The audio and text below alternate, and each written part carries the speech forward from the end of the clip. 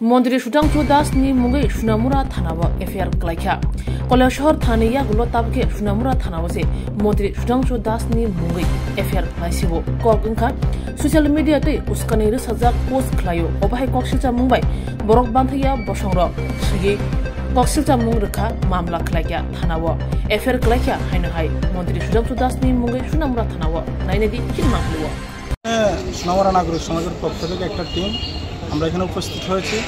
আমাদের রাজ্যের মাননীয় মন্ত্রী মহোদয় সুধাংশু দাস উনি প্রতিনিয়ত ওনার ফেসবুক অ্যাকাউন্ট থেকে উস্কানিমূলক কিছু পোস্ট করে থাকেন, যেগুলো আমাদের এই রাজ্যের জন্য খুব ক্ষতিকারক। উনি আগেও কিছু বিতর্কিত পোস্ট করেছেন, যেগুলো ডিলিট করেছেন, আবার সেমভাবে আবার পোস্ট করেছেন, যেগুলো ইসলামকে, আমাদের ধর্মকে আঘাত করে।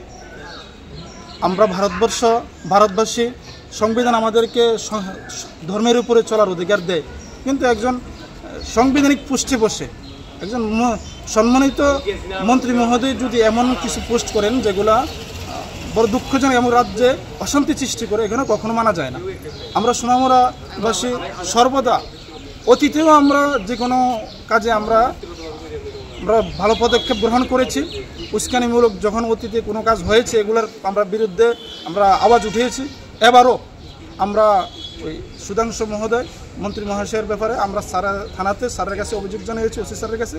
স্যার আমাদেরকে আশ্বস্ত করেছেন যে এই ব্যাপারে স্যার দেখবেন এবং এই ব্যাপারে স্যার উপর মহলের সাথে কথা বলবেন, যেভাবে সংবিধানের যে আইন আছে এবং যে ধারা আছে ওই সিস্টেম অনুসারে স্যার ব্যাপারটা তদন্ত করবেন এবং আমাদেরকে জানাবেন। কি বলে মনে করেন উনি কেন এই ধরনের পোস্ট করে থাকেন বা আপনারা কিভাবে দেখছেন বিষয়টা?